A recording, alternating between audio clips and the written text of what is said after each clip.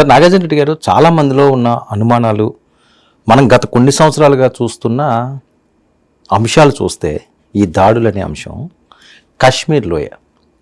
ఎందుకంటే ప్రపంచంలోనే అదొక అద్భుతం కాశ్మీర్ అన్న ప్రాంతాన్ని, ఒక పర్యాటక ప్రాంతంగా అక్కడ ప్రకృతి సంపద, అసలు అలాంటి ప్లేస్ మరొకటి ఉండదు, దేవతలే అక్కడికి వచ్చి ఆవాసం ఉంటారా అనే విధంగా అంత అద్భుతంగా కాశ్మీర్ ఉంటుందని. ఎక్కువగా పాకిస్తానీలు అవనియండి లేకపోతే ఉగ్రమోకులు అవనియండి కాశ్మీర్ని ఎందుకు టార్గెట్ చేస్తుంటారు, ఎందుకు రక్తం చిందిస్తుంటారు అక్కడే? ఇది బ్రిటిష్ వాళ్ళు చేసినటువంటి పని. అంటే మామూలు సమయంలో కనుక అయినట్లయితే థర్డ్ క్లాస్ లాంగ్వేజ్ ఉపయోగించి చెప్పొచ్చు, కానీ ఇప్పుడు ఇది సమయం సందర్భం కాదు కాబట్టి నేను చెప్పడం లేదు. పర్పస్ఫుల్గా ఇంటెన్షనల్గా వాళ్ళు చేసినటువంటి పని. మతము పేరు మీదనే కదండి దేశాన్ని విభజించారు. అవును. అప్పుడు జమ్మూ కాశ్మీరు మొత్తం 3 ప్రదేశాలు ఉన్నాయండి. ప్రజలకు కూడా తెలియాలి, సమయ సందర్భం వచ్చింది కాబట్టి మీరు అడిగారు కాబట్టి. జమ్మూ కాశ్మీర్, జూనాగఢ్, హైదరాబాద్, వీటిలో ప్రత్యేకత ఉందన్నమాట. ఇది జమ్మూ కాశ్మీర్లోనేమో రాజా జైసింగ్ ఏమో హిందూ, ఆయనేమో కింగు.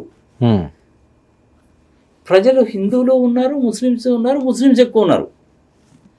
జూనాగఢ్కి వచ్చేసరికి హిందువులు ఎక్కువ ఉన్నారు, కింగ్ ఏమో ముస్లిం. ఓకే. హైదరాబాద్ వచ్చేసరికి కింగ్ ఏమో ముస్లిము, ఇద్దరు ఉన్నారు నవాబులు. ఇక్కడ నవాబులు. అప్పుడు లార్డ్ మౌంట్ బాటన్ గారు ఉన్నప్పుడు ఏం చేశాడంటే, మీరు స్వతంత్ర దేశాల కింద ఉంటారా, కలిసిపోతారా అనేసి అంటే మొత్తం ఇంచుమించుగా 425 ఆర్ సంథింగ్ లైక్ దట్ మన భారతదేశంలో కలిసిపోయారు. ఒక 130-140 సంస్థానాలు అనేటువంటిది పాకిస్తాన్లోకి వెళ్ళిపోయాయి. డివైడ్ అయిపోయింది, మత ప్రాతిపదిక మీద డివైడ్ అయింది. జూనాగఢ్ ఏమో ఇండియాలో ఉండిపోయింది, జమ్మూ కాశ్మీర్ ఏమో ఆర్టికల్ 370. ఆర్టికల్ 370లో కొన్ని ప్రత్యేకమైన దాన్ని ఇచ్చారు, స్పెషల్ స్టేటస్ ఇచ్చారు. ఇందులో తేడా ఉంటుందండి. ఇది స్పెషల్ స్టేటస్ వేరే, స్పెషల్ కేటగిరీ స్టేటస్ వేరే. మళ్ళీ ఇప్పుడు మీరు ఆ డీటెయిల్స్లో కనుక వెళ్తే నేను చాలా విషయాలు చెప్పాల్సి ఉంది, ప్రజలు ఈ 2 గుర్తుపెట్టుకుంటే చాలు. ఓకే. అప్పుడు ఏం చేశాడంటే, ఎప్పుడైతే స్వతంత్రం వచ్చి ఇరు దేశాలు విడిపోయాయో ఇమ్మీడియట్గా వితిన్ 2 monthsలోనే అక్కడ లోకల్గా ఉండేటువంటి కొంతమంది ట్రైబ్స్ని ఈ పాకిస్తాన్ ఆర్మీ వాళ్ళు ఎంకరేజ్ చేసి ఈ కాశ్మీర్ వైపు పంపించారు యుద్ధం చేయడానికి. అమ్మో వాళ్ళతో నేను యుద్ధం చేయలేనండి, మీరు నాకు హెల్ప్ చేయండి అని జైసింగ్ గారు అడిగారు. అప్పుడు మన వాళ్ళు కండిషన్ పెట్టారు, నేను భారతదేశంలో విలీనం అవుతాను అనే పని కనుక అయితే మీరు సహాయం చేస్తామని. అలా విలీనం అయిందనమాట మనకి. అదే ఆర్టికల్ 370 మనం అబ్రోగేట్ చేసాం. మరి ఆర్టికల్ 370 అంటే ఏంటి, దాని మీద వాదోపవాదం అడగబాకండి. ఆర్టికల్ 370 35 ప్రజలు చూసే ఉంటారు. అలా కలిసిపోయింది అనమాట అది. కానీ ఆ పాకిస్తాన్ వాళ్ళకి ఏంటంటే ఆ కడుపు మంట అలాగే ఉండిపోయింది. ఓకే. ఆయనేమో 26వ తారీఖు అక్టోబరు 1947, డేట్ గుర్తుపెట్టుకోవాలి, 26వ తారీఖు అక్టోబరు 1947 ఈ లెటర్ ఆఫ్ యాక్సెషన్ మీద సైన్ చేసి శ్రీనగర్ నుంచి ఢిల్లీ పంపించాడు. అది ఢిల్లీ వచ్చేసరికి 27 అయిందండి. అందుకే లార్డ్ మౌంట్ బాటన్ గారు ఏం చేశారంటే, I do here by accept this letter of accession duly signed and sealed by Raja Jaisingh on this day of 27th October 1947 అని రాశాడండి ఆయన. ఆ 26th డేట్ని కొట్టేసి 27th అని రాశాడు. ఆ కాపీ కూడా నా దగ్గర ఉంది, ఇప్పుడు టైం కాదు కాబట్టి నేను చూపించలేను. అలా మనకి జమ్మూ కాశ్మీర్ అనేటువంటిది మనకు వచ్చింది. ఆ రోజు నుంచి ఈ రోజు వరకు కూడాను ఈ జమ్మూ కాశ్మీర్ని స్వతంత్రం వచ్చిన తర్వాత ఆ రాజా జైసింగ్ గారు 1960లోనే చనిపోయాడండి, బాంబే వచ్చి చనిపోయాడు. ఇప్పటి వరకు ఆ జమ్మూ కాశ్మీర్లో ఏ రాజకీయ పార్టీ ఉన్నా సరే ఈ ఫరూక్ అబ్దుల్లా వాళ్ళ ఫ్యామిలీయే వస్తూ ఉంది. మరి ఫరూక్ అబ్దుల్లా గారి ఫ్యామిలీ ఏంటో కూడా జనాలకు తెలియాలిగా, సమయ సందర్భం వచ్చింది కాబట్టి చెప్తున్నా. అవును. ఇప్పుడు మనకు ఉన్నది ఉమర్ అబ్దుల్లా. ఉమర్ అబ్దుల్లా 1970 ఇంగ్లాండ్లో పుట్టాడు, చదువుకున్నాడు, ఇక్కడికి వచ్చాడు. ఉమర్ అబ్దుల్లా యొక్క ఫాదరు ఫరూక్ అబ్దుల్లా 1937. ఫరూక్ అబ్దుల్లా వాళ్ళ ఫాదరు షేక్ అబ్దుల్లా 1905. షేక్ అబ్దుల్లా వాళ్ళ ఫాదరు ఇబ్రహీం, షేక్ ఇబ్రహీం అబ్దుల్లా ఇబ్రహీం అంటారు ఆయన్ని. వాళ్ళ father 18th century. 18th century. మీరు ఈచ్ అండ్ ఎవ్రీ సెంచరీకి 20 సంవత్సరాలు వేసుకుంటూ వెళ్ళిపోండి. ఓకే. అలా పోతే ఈ షేక్ అబ్దుల్లా గారి గ్రాండ్ ఫాదర్ ఎవరైతే ఉన్నారు, షేక్ అబ్దుల్లా గారు అంటే ఫరూక్ అబ్దుల్లా గారి ఫాదరు. షేక్ అబ్దుల్లా గారి గ్రాండ్ ఫాదర్, షేక్ అబ్దుల్లా గారి అంటే మనకి స్వాతంత్రం రాకముందు నుంచి వాళ్ళంతా ఉందా? ఉన్నారు. ఓకే, అయితే 18th సెంచరీలో కూడా ఉండుంటారేమో. ఉన్నారు. ఈ షేక్ అబ్దుల్లా గారి ఫాదర్ ఏమో ఇబ్రహీం గారు. ఇబ్రహీం గారి ఫాదర్ పేరు మెహతా తుస్రామో ఏదో ఉంది ఆయన పేరు, మెహతా అని బట్టి ఉంటుంది. ఆయన ఫాదర్ పేరు కూడా మెహతానే. మీరు ఇట్లాంటి అడుగుతారని చెప్పి తెలిసే to be on the safe side చెప్పి అది కరెక్ట్ చెప్తారని చెప్పి రాసుకొచ్చాను నేను. ఫరూక్ అబ్దుల్లా 1970, ఫరూక్ అబ్దుల్లా 1937, ఒమర్ అబ్దుల్లా 1970. ఫరూక్ అబ్దుల్లా గారి ఫాదరు షేక్ అబ్దుల్లా 1905. షేక్ అబ్దుల్లా గారి ఫాదరు షేక్ మొహమ్మద్ ఇబ్రహీం. ఈ షేక్ మహమ్మద్ ఇబ్రహీం వాళ్ళ ఫాదర్ పేరు, ఈయన కార్పెట్స్ అవి తయారు చేసుకుని జమ్మూ కాశ్మీర్లో ఉండేవాడు. ఈయన ఫాదర్ పేరు మెహతా మిశ్రమ్. మెహతా, ఇది గుర్తుపెట్టుకోవాలి. ఈ మెహతా మిశ్రమ్ గారి ఫాదర్ కూడా మెహతానే, సమ్ XYZ అనుకోండి. ఆయన ఏం చేశాడంటే ఇస్లాం మతాన్ని పుచ్చుకున్నాడండి. ఓకే, అంటే 200 సంవత్సరాల స్వతహాగా కాదు వీళ్ళు. కాదు, మరి వీళ్ళు ఎవరప్పుడు? మెహతాస్ వీళ్ళెవరు? హిందూస్. సప్రు అనేటువంటి ఒక తెగకి సంబంధించినటువంటి బ్రాహ్మిన్ ఫ్యామిలీస్ అండి వీళ్ళు. నార్మల్గా ఈచ్ అండ్ ఎవరీ జనరేషన్ అంటే 25 years అండి. 8 generations అంటే 8 × 25 అంటే 200 ఏళ్ళు అయిపోతుంది. సార్ 200 సంవత్సరాల కింద ఇప్పుడు జమ్మూ కాశ్మీర్లో 1970లో పుట్టినటువంటి ఒమర్ అబ్దుల్లా ముత్తాత ముత్తాత ముత్తాత అనుకోండి, ఆయన బ్రాహ్మిన్ ఫ్యామిలీ, కాశ్మీరీ బ్రాహ్మిన్స్, వాళ్ళు కన్వర్ట్ అయిపోయారు. వీళ్ళు ఒక్కలే కాదండి, ఇప్పుడు భారతదేశంలో ఉన్న 24 కోట్ల మంది ఇంచుమించుగా ఉన్నటువంటి ముస్లిమ్స్ అందరూ కూడాను 1192వ సంవత్సరం నుంచి కన్వర్ట్ అయిన వాళ్ళండి. ఓకే, మరి 1192 ఏడు నుంచి వచ్చింది మీకు? ఫస్ట్ టైం వాళ్ళ ఎంట్రీ అన్నమాట. అప్పుడు ఒక కింగ్ ఉండేవాడు, ఆయన పేరు చంద్ర. ఆయన మామ అల్లుడు ఎవరా బాబు అంటే పృథ్వీరాజ్ చౌహాన్. ఇప్పుడు కూడా మనం ఉంటాం కదా చౌహాన్ ఆయన. ఆ మామ అల్లుళ్ళ మధ్య తగాదా. ఈ అల్లుడు అంటే మామకు పడదు. ఆయన ఏం చేశాడంటే యుద్ధ తంత్రం చెప్పేశాడు వాళ్ళకి. వాళ్ళు వచ్చి చంపేశారు, ఎంట్రీ అయిపోయారు. అప్పటి నుంచి వాళ్ళ పని ఏంటి? జుట్టు పన్ను వేస్తాం, మా మతంలో కన్వర్ట్గా, లేకపోతే మీ తలకాయ తీసేస్తాము, కాళ్ళు తీసేస్తాము. 1192వ సంవత్సరం నుంచి ఉందండి వీళ్ళకి అలవాటు. ఓకే, ఇది ప్రజలు గుర్తుపెట్టుకోవాలి. మరి ఇన్నాళ్ళు మీరు ఎలా సహించారండి అంటారేమో. ఏం చేస్తారు తప్పడలా, స్వతంత్రం వచ్చిన తర్వాత నుంచి కూడా అనుభవిస్తూనే ఉన్నాం కదా.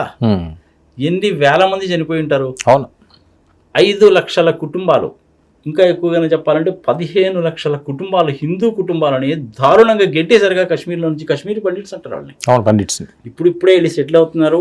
ఒక 3-4 సంవత్సరాల దగ్గర నుంచి కాశ్మీర్ బాగా ప్రశాంతంగానే ఉంది. అది వీళ్ళకి ఇష్టం లేదు, టెర్రరిస్టులకు ఇష్టం లేదు, మిలిటరీ వాళ్ళకి ఇష్టం లేదు, రాజకీయ నాయకులకి ఇష్టం లేదు. రాజకీయ నాయకులు డబ్బు సంపాదించుకోవాలి, దీన్ని అడ్డం పెట్టుకొని పదవిలో ఉండాలి, డబ్బు సంపాదించాలి. మిలిటరీ వాళ్ళు దీన్ని అడ్డం పెట్టుకోవాలి, పదవిలో ఉండాలి, డబ్బులు సంపాదించుకోవాలి. వీళ్ళిద్దరూ చేసినట్టుగా కనపడకూడదు కాబట్టి ఈ టెర్రరిస్టులు చేత చేయిస్తుంటారు అనమాట. ఇది కిట్టు. సో 1192 సంవత్సరం నుంచి ఉందండి. ఓకే, ఈ యూరోపియన్ కంట్రీస్లో కూడా అలాగే చేశారు. ఆటోమన్ సామ్రాజ్యం విచ్ఛిన్నం అయిపోయి బ్రిటిషర్స్ చేసి సంగతి సమాచారము ఇలా కన్వర్ట్ చేసుకుంటూ వచ్చారన్నమాట. రైట్. మరి టెర్రరిజానికి ఎండ్ అంటూ ఉండదా? డెఫినెట్గా ఉంటుంది. మనం అంటే ఇంతకాలం ఇబ్బంది పడ్డాం పాపం. కాశ్మీర్లో ప్రజలను చూస్తే మనకి చాలా జాగ్రత్త. 3-4 సంవత్సరాల నుంచి కంఫర్టబుల్గా ఉన్నారు పాపం వాళ్ళు. పాకిస్తాన్లో ప్రజలు కూడాను, యువత కూడాను ఇప్పుడు మనకి యుద్ధం వద్దురా బాబు అనుకుంటున్నారు. కానీ యుద్ధం వద్దు అనేసి అంటే అమెరికా వాడికి వ్యాపారం దెబ్బతింటుంది, చైనా వాడికి వ్యాపారం దెబ్బతింటుంది. అందుకని వాళ్ళిద్దరు ఏం చేస్తారు, ఎవరో వ్యాపారం కోసం అని చెప్పి మనం ఈ రకంగా భరించాలా? మనం భరాయించడం కంటే కూడా పాకిస్తాన్ వాళ్ళు మనకంటే ఇంకా ఎక్కువ భరాయిస్తున్నారు పాపం. మరి పాపం ఏమన్నా సార్, తప్పు చేసిన వాళ్ళు పాపం అంటే ఇంకెలా అవుతుంది? F-13 ఉందండి, F-35 ఉందండి. బుష్ గారు ఆఫర్ చేశారు, నేను ప్రపంచంలో ఎవరికి వాళ్ళది నీకే ఇస్తున్నాను కొనుక్కో అన్నాడు. నేనేమంటున్నాను, నేను టెక్నాలజీ ట్రాన్స్ఫర్ చేసి కొనుక్కుంటా అన్నాడు. నేను టెక్నాలజీ ట్రాన్స్ఫర్ చేయను అన్నాడు. తీసుకుంటానని చెప్పలేదు, తీసుకోనని చెప్పలేదు. రష్యా వాళ్ళతో మనకు ఆ ప్రాబ్లం లేదుగా. సరే, ఎంతకాలం అని మనం ఈ విధంగా డిపెండ్ అవుతామని మనమే తేజాస్ 1, తేజాస్ 2 డెవలప్ చేసుకుంటున్నాగా. జిజీ వాళ్ళది 404 ఇంజన్ ఇస్తానని చెప్పి లాస్ట్ టైం మోడీ గారు వెళ్ళినప్పుడు చెప్పావు, ఇంతవరకు డెలివరీ ఇవ్వదా? మరి ఎట్లా నమ్ముతావు నువ్వు వాళ్ళని? రైట్. ఎవరిని నమ్మాలి నువ్వు ప్రపంచంలో? రష్యా వాళ్ళని కొంచెం నమ్మచ్చు, అమెరికా వాళ్ళని నమ్మడానికి వీల్లేదు, యూరోపియన్ కంట్రీస్ని ఎవరిని నమ్మడానికి వీల్లేదు, చైనా వాడిని నమ్మడానికి వీల్లేదు. అమెరికా వాడికి చైనా వాడికి ప్రధానంగా కావాల్సింది ఏంటంటే వ్యాపారమే. ఓకే, అదేమన్నది ఏదో బ్రహ్మానందంగా తెలిసిన వాళ్ళు చెప్తారు చూసారు, వ్యాపారం అండి అని. అదనమాట. సో కాశ్మీర్ మీద శాంతియుతంగా ఉన్నటువంటి దేశాల మధ్య ఏదో ఒక రకంగా తగాదా పెట్టి ఆయుధాలు అమ్ముకోవాలి. ఇరాక్ వార్ అట్నే వచ్చింది సార్. యాక్చువల్గా ఇరాక్లో వారు జరిగేది కాదు.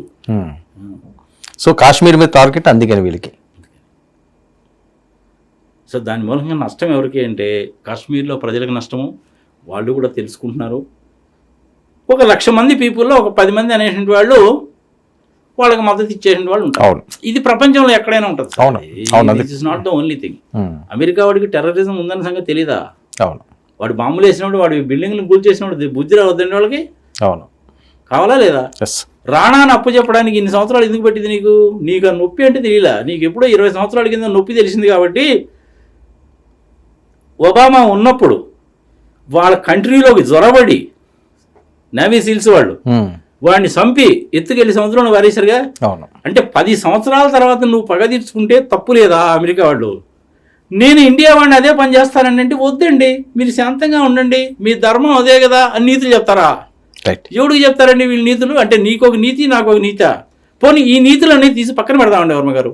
టెర్రరిజం అనేటువంటిది ప్రపంచంలో అందరికీ ఇబ్బందికరంగానే ఉంది. రా నువ్వు నేను చేయగలిపి చేద్దాం. డబ్బులు కావాలా, ఆయుధాలు కావాలా, వార్షిప్స్ కావాలా, ట్యాంకులు కావాలా, లేజర్ బీమ్స్ కావాలా, శాటిలైట్ టెక్నాలజీ కావాలా, సెల్ ఫోన్స్ కావాలా, రా కలిసి పంచుకొని చేద్దాం రా అంటే మటుకు రారండి. మళ్ళీ అక్కడికి వచ్చేసరికి ఏంటంటే అమ్మ అటు చేస్తే ఎట్టా వ్యాపారం దెబ్బతింటే ఎట్టా. రైట్. కానీ మన భారతదేశం ఎవరి మీద కూడా డిపెండ్ కాకూడదండి. రష్యా వాళ్ళని కొంతవరకు నమ్మచ్చు కానీ ఎవరి మీద డిపెండ్ కాకూడదు. Let us do it for our selves. అవసరం అయితే ఇంతకుముందు మనకి చైనా పాకిస్తాన్ వాళ్ళతోటి చైనా వాళ్ళతోటి వారు వచ్చినప్పుడు లాల్ బహదూర్ శాస్త్రి గారు వాళ్ళు మనకి ఒక ఇది ఇచ్చారు. ప్రతి ఒక్కడు కూడాను సాటర్డే కానీ, ఫ్రైడే కానీ, గురువారం కానీ, మంగళవారం కానీ ఏదో ఒక రోజు ఒక పూట అన్నం తినకండి. ఆ అన్నం అనేటువంటిది మన భారతీయ సైనికులకి ఇద్దామని. అది సాంప్రదాయం కింద వచ్చేసింది మనకి ఇప్పటికి కూడా. చాలామంది చూడండి సాయంత్రం పూట సాటర్డే సాయంత్రం అన్నం తినరు కదా. అవును. అవసరమైతే మనం కూడా పనిచేద్దాం. ఓకే సరే, మోడీ గారు పెట్రోల్ మీద డీజిల్ మీద ట్యాక్స్ వేసి బాధలు బాస్తాడు అనుకోండి, that is a different thing.